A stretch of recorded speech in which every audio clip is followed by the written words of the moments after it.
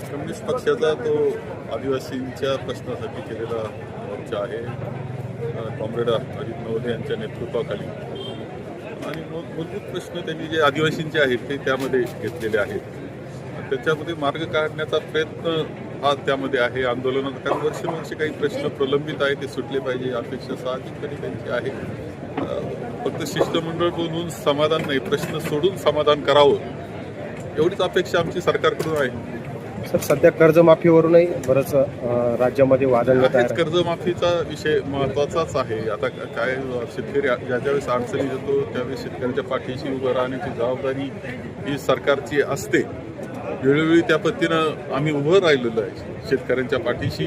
आता जबाबदारी या सरकारची आहे की शेतकऱ्यांच्या पाठीशी उभं राहण्याची. दुर्दैवानं अलीकडे जे काही करार अमेरिकेबरोबर झालेले आहेत ते शेतकऱ्यांना आणखी अडचणीचे ठरणार आहेत.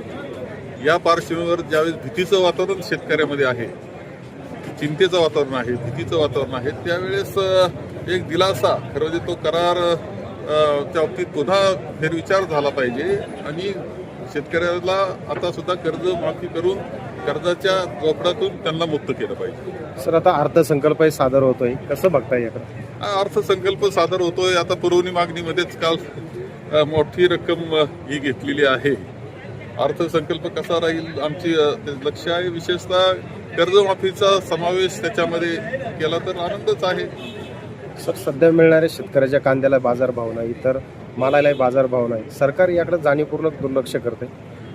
दुर्दैवाची गोष्ट आहे. आता खरं म्हणजे सरकारनं कायमच शेतकऱ्याला दुय्यम समजलेलं आहे आणि शेतकरी सुद्धा एक जागृतपणे शेतकऱ्याला काही विषय घेऊन एकत्र यावं लागेल, जन आंदोलन उभं करावं लागेल तर ह्या सरकारला जाग येईल अशी अवस्था आहे.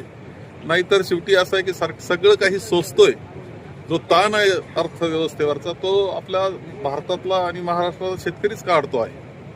सर, राज्यामध्ये अनेक जिल्हा परिषदेच्या निवडणुका पुढे ढकलल्या, ग्रामपंचायतीला प्रशासक दिलाय, कसं बघताय? झालेलं आहे खरं म्हणजे मूळ ज्यावेळेस निवडणुका जाहीर केल्या त्या सदोष पद्धतीनं केल्या गेल्या ही तर वस्तुस्थिती आहे. म्हणूनच हायकोर्ट सुप्रीम कोर्टानं त्याच्यामध्ये हस्तक्षेप केलेला आहे. सुप्रीम कोर्ट लवकरात लवकर निर्णय द्यावा ही अपेक्षा आमची आहे. कारण खूप काळ झालेला आहे, खूप वर्ष लोटली तिथे प्रशासक आहे आणि मनमानी कारभार त्या अधिकारी मंडळीचे चाललेले आहे. ते थांबवायचे असेल तर लोकप्रतिनिधी तिथे येणं आवश्यक आहे. त्यामुळं लवकरात लवकर जिल्हा परिषद आणि पंचायत समिती उरलेल्या ज्या आहेत जिल्हे त्यांच्या झाल्या पाहिजे. साहेब, शंकराचार्यांवर 20 वर्षापूर्वीचा गुन्हा दाखल होतोय. तेव्हा काय असं आहे की सोनम वांगचू असा काय गुन्हा होता की तो जेलमध्ये आहे? शंकराचार्यावर गुन्हा दाखल होतो. आमच्या हनुमंत पवाराला रस्त्यामध्ये मारहाण होते. हे सगळे जे प्रकार आहेत, आमच्या राष्ट्रीय जो युवक काँग्रेसचा अध्यक्ष त्याला जेलमध्ये घातलं जातोय. हे सगळे जे प्रश्न निर्माण होत आहेत, हे सगळे जे काही कृती होती आहे सरकारकडून ही एक दहशत निर्माण करण्याचा प्रयत्न आहे. आमच्या विरोधात कुणीच बोलू नका, आमच्या विरुद्ध बोलायचं नाही. कोणी बोललं तर आम्ही तुम्हाला जेलमध्ये घालू, तुमचा छळ करू, हे सांगणारी ह्या सगळ्या कृती आहेत. ही वस्तुस्थिती आहे. जनतेला हे कळतंय. जनतेनं आता खरा आवाज उठवला पाहिजे. रेल्वे मार्गाचा विषय पुन्हा तुमच्याकडे माझ्याकडे काय केलाय ते स्पष्टपणे बोलतायत कुठं का कोणता मार्ग त्यांनी सुचवला? त्यांनी फक्त संगमेर अकोल्यात भांडण कसं लावता येईल असं पाहिलंय. त्यांच्या जर एवढं सगळं चालतंय, त्यांचं केंद्रामध्ये जात आहे, सगळे मंत्री महत्वाचे मंत्री त्यांच्याकडे इथे येत असतात.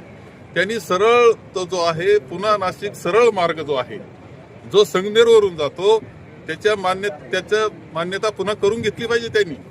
ही जबाबदारी आता त्यांची आहे. आमच्या काळात जी आखणी केली ती योग्यच होती याची खात्री मला आहे. आता त्यामध्ये मोडता घालण्याचा कार्यक्रम करू नये. संगमनेर तालुका दूध उत्पादक संघ आपल्या दूध उत्पादकांसाठी घेऊन आले आहेत राजहंस मिल्किंग मशीन व चाफ कटर योजना. या योजनेअंतर्गत आपणास बाजारभावापेक्षा कमी दरात उपलब्ध करून देत आहे.